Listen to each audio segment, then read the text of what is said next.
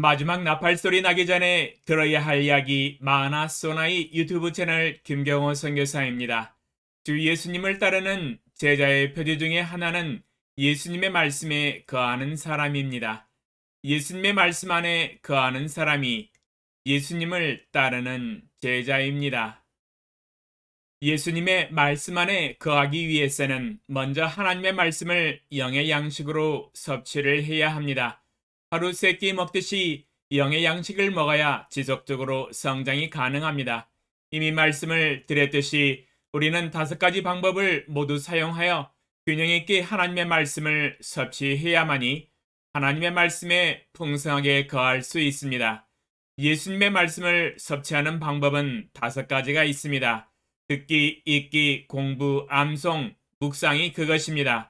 하나님의 말씀을 섭취하고 소화시키는 이 5가지의 방법은 각각 성경에서 권면할 뿐만 아니라 명령하고 있는 것입니다. 이것들은 각각 균형 잡힌 그리스도인의 삶을 위하여 중요한 역할을 감당하는 필수적인 요소들입니다. 오늘은 3번째 방법으로 성경 공부에 대해서 함께 배워보는 시간을 갖겠습니다. 그러면 성경 공부에 대한 정의를 내려보겠습니다. 연구의 사전적 의미는 어떤 일이나 사물에 대하여서 깊이 있게 조사하고 생각하여 진리를 따져보는 일이다 라고 정의하고 있습니다. 그러므로 성경 공부는 성경 읽기보다 더 한층 깊이 있게 조사하고 생각하고 진리를 따져보면서 심층적으로 이해해 나가는 과정을 가리킵니다. 만약 성경 읽기가 만원경으로 훑어보는 것이라면 성경 공부는 현미경에 비유할 수 있습니다. 성경 한 구절 한 구절 또는 어느 한 부분 혹은 전체 문장을 깊이 있게 세부적으로 살펴보며 이해를 해 나가는 과정이라 할 수 있습니다. 그러면 하나님은 왜 거듭난 그리스도인들로 하여금 성경을 공부하라고 하실까요? 그 이유에 대해서 함께 배워보겠습니다. 첫 번째로 하나님의 말씀 안에 감춰진 심오한 진리들을 깨달아 알기 위해서 성경 공부를 해야 합니다. 잠언 2장 3절로 6절 지식을 불러 구하며 명철을 얻으려고 소리를 높이며 은을 구하는 것 같이 그것을 구하며 감추어진 보배를 찾는 것 같이 그것을 찾으면 여호와 경외하기를 깨달으며 하나님을 알게 되리니 대저 여호와는 지혜를 주시며 지식과 명철을 그 입에서 내심이며. 잠언 2장 3절로 6절에 은을 구하는 것 같이 그것을 구하며 감추어진 보배를 찾는 것 같이 그것을 찾으라고 권면하고 있습니다. 저는 몇 년 전 아프리카 어느 국가에서 사금과 보석을 캐기 위하여 땅을 깊이 파고 들어가서 채굴하는 장면을 TV를 통해서 본 적이 있습니다. 땅속에 금과 은과 비싼 보석들이 감추어져 있습니다. 눈에는 보이지 않습니다. 땅을 파보아야 하며 흙더미에 함께 가려져 있어서 눈으로 식별하기가 어렵습니다. 일단 흙을 파서 가지고 밖으로 올라와서 물속에 집어넣어서 흙을 분리해내고 덩어리를 걸러내는 과정에서 마지막 남은 덩어리 중에서 금과 은과 보석이 모습을 드러냅니다. 참으로 빛나고 아름다운 보석입니다. 땅 속에서 수천 년 동안 파묻혀 있었던 것입니다. 드디어 보석을 발견하면 얼굴에 환한 미소를 짓게 되며 매우 기뻐합니다. 드디어 돈을 벌게 된 것입니다. 먹을 쌀과 고기를 살 수 있고 입을 옷도 살 수가 있기 때문입니다. 성경을 공부하고 연구하는 것은 마치 땅속에 감추어진 금과 은과 보석을 캐내는 것과 같습니다. 성경을 공부할 때에 은을 구하는 것 같이 그것을 구하며 감춰진 보배를 찾는 것 같이 그것을 찾으면 여호와 경외하기를 깨달으며 하나님을 알게 된다고 말씀하고 계십니다. 성경 공부는 많은 시간을 들여서 수고를 하지만 그러나 들인 시간과 노력만큼의 보상을 가져다 줍니다. 성경을 읽는 데는 5분 내지 10분이면 성경 한 장을 쉽게 읽을 수 있습니다. 그러나 성경을 공부하고 연구하는 데는 여러 시간이 소요될 수도 있습니다. 그러나 많은 시간이 소요될지라도 최종적으로 깨닫게 되는 심오하고 깊은 이해는 매우 값진 진리의 지식이 됩니다. 마치 땅 깊은 곳에서 캐낸 금과 은과 값진 보석을 찾은 것과 같습니다. 두 번째로 자기 스스로 이것이 그러한가 하여 성경을 탐구하고 연구하여 깊이 있게 깨달아 알을 통해서 개인적인 확신을 가질 수 있기 때문에 성경 공부를 해야 합니다. 즉 다른 사람이 가르쳐 준 것을 단순히 그대로 받기만 하지 않는 것입니다. 베레아 교인들은 다른 사람이 가르쳐 준 것을 단순히 그대로 받기만 하지 않고 그들 스스로 성경을 다시 공부했기 때문에 사도 바울은 그들을 칭찬하였던 것을 볼 수 있습니다.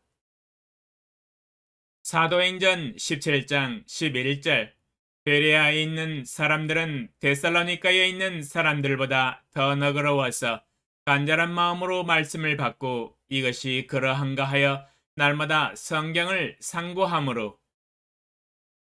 사도행전 17장 11절에 베레아에 있는 사람들은 데살로니가에 있는 사람들보다 더 너그러워서 간절한 마음으로 말씀을 받았습니다. 말씀을 듣는 것은 다른 사람이 발견해 놓은 것을 거저 듣는 것입니다. 그러나 베레아 사람들은 단지 말씀을 듣고 받아들이는 것으로 끝나지 아니하고 이것이 그러한가 하여 스스로 날마다 성경을 상고하였습니다. 상고라는 뜻은 꼼꼼하게 따져서 검토하거나 참고하고 연구하는 행위를 의미합니다. 스스로 연구하고 탐구하고 깨달아 알아나감으로 자기 스스로 개인적인 확신을 가질 수 있었습니다.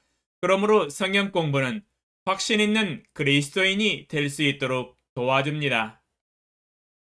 나에게 성경의 위대한 진리들을 이해할 수 있도록 도와줌으로써 새로운 힘을 주는 영적 지도자들과 하나님의 일꾼들에게 나는 개인적으로 매우 감사하게 생각하고 있습니다. 그러나 그들에게서 말씀을 듣는 것과 내가 스스로 성경을 공부를 하는 것은 서로 완전히 다릅니다.